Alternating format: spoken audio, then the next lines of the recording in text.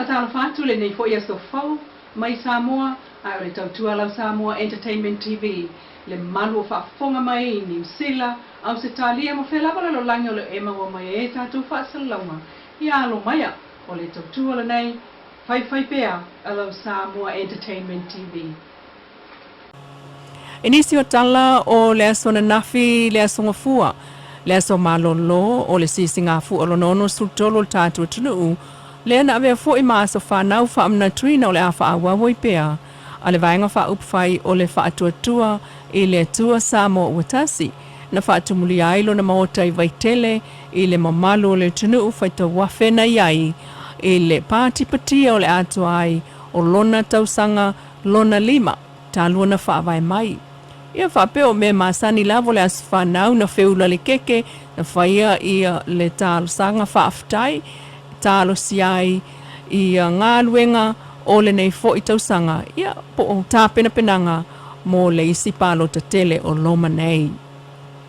Ai tala tuli loa mai le whaamsinonga le mai aso na te anei. Na toi whaasolo muli ai whaipule o lo o awhia le whaamsinonga whaanga solo le o whaiai le whaatulanga ngai alu ai leisi fava ya so lumanai o fai pule a o fia ile sunga la au le mali to plata Ivan Schmidt ma fe pule a ifa savalu ina watalo sanga la lo ia mol fatananga ale fionga le famsino ngo fa aitu malo talasa atoa sa anga e tu uai le potu famsino ai fata nu ola tiute fata ita ai o ta penanga mol fa moe o alo atu ia fai pule ma mai ta wina ai le ta o fia i o le fono al parlemene ile parlemene ile vai talwai mai o amata iloa ona pisi tu malo ai o sui fatutu mo ta penanga o le palo te tele ina o le afata apia il parlemene lona sulfitu le umane o sau ninga o le sisinga fu o lona ono tolu a sa mo le vai so fau po le vai aso le nei ai o le aso tolu le nei o iuni e alo ia ile fata apeina le o le parlemene a Samoa mo fa pena ona talia ele fionga le famsino le tal sanga ai fa awa lava o na lala pe isi o la toitute te e au fiai Lisa Schmidt Samuelu malona faltua ya sivai male sunga li o fata malama awava sa ta pa fo ile lo ya leo le fionga tai malangi le na fo isona finangalo ai na tele ite ena talu e au lava na mulmulta ia pe ai inga o lo tatala ila ua itua mapolo ai e so ese male faio ni famtalanga fa tau lemta upu o ilumol famsinonga matau mamao mai moli mau a leo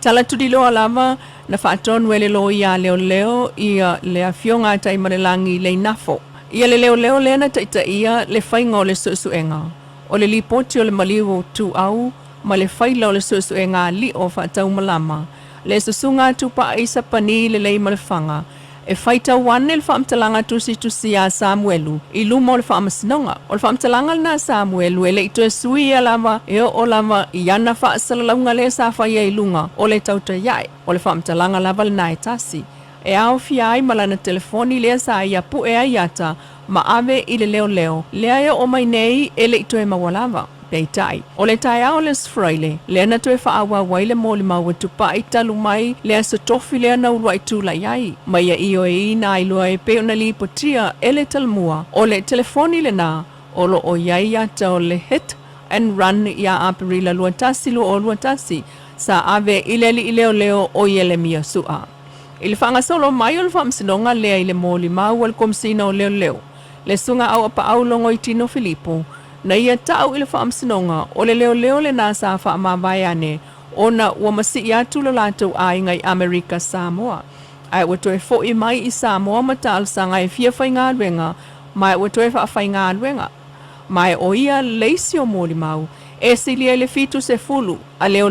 le awa wai, e fi nau whaasanga ile te te a Samuelu masivai, i alatou mōlianga o le whaia o tala tau whaasemal whaalumaluma. Ile mole maule atu pai ile asfraile na te enei, e ui ina safa awa wai o na ia tali e natele i lo le telefoni, a waile avanea ia ila se telefoni. O le failo le mata upu lea na fatu a avane ia te sema lua lua. Mai le aise telefoni masalo, na ile vaenga safa ia mua le suenga, ile hit and run Le na mali waitu au maletino le aso luatasi o Aparila lua o luatasi. Ai o Samuelu na whaato a mapuna ane ile suesuenga ile luatau sanga mulmuliane ile umai o le suesuenga mua o le lua o luatasi. O le whaamtalanga Samuelu lea na whaitau ane tupai ile whaamsinonga o lo o taua i Samuelu. Na alu malana telefoni lea mawhaali ai ia lea la ata o le mea na tupu sa ia pu e ina ata. Na fasili le ala pe ua iloa e leo ata o ilana telefoni mawhai ia le ai. Matalo sa ngane ai ia te ia pe mawhai o na taofi. O le telefoni le na Samuel we le ito e fo iane ina ua ave i leo. Mata uatu e le lo ia Samuelu, Catherine Talsiel, le tamaita i palangi. O le telefoni le na e te lelo na sao i le mole maua Samuelu. Awa sa pu e ai le ata o le taabale maata o le tangata na lave ai.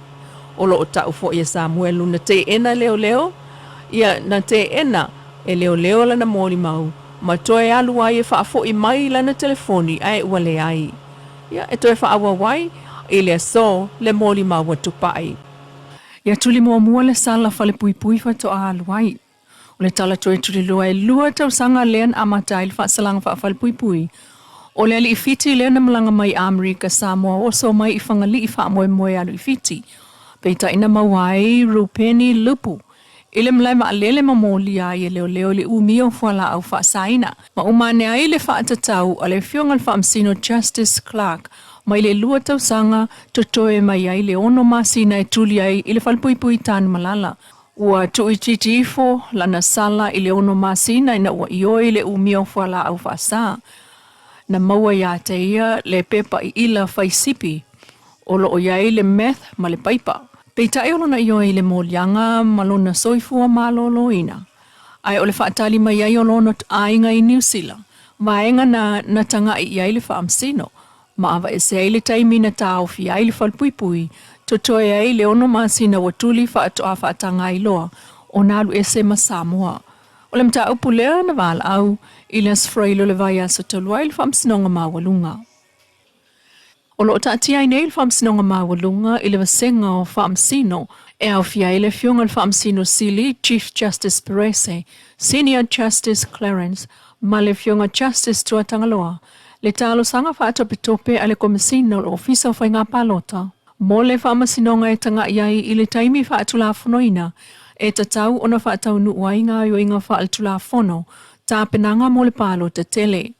Pe a whai a mata whaita watu le taimi, i le aso tolo i unilu o lua lima e pe ona polo i a le ao le malo, e whaata ape alo i a le nofo i ngal pale mene o iei nei. Matalo sanga inai e le fionga le lo i sili, mo le ofisa o whainga palota, na i lo le whaonga le taimi o lo mana o le tulafono whaavai o Samoa e tolu masina, ma i le aso o whaata ape alo i a le pale mene, o talo sanga ina le whaopopo le isi masina, ma le lua vai aso, po le wha masina lua vai aso, ma i le aso ua whaata ape ai le palemene. Talu, e iei fo le taimi whaatulanga mō ngā luenga tā pena le ofisa palota i to tonu o le ono masina e peon whaatulafonoina. Peitai,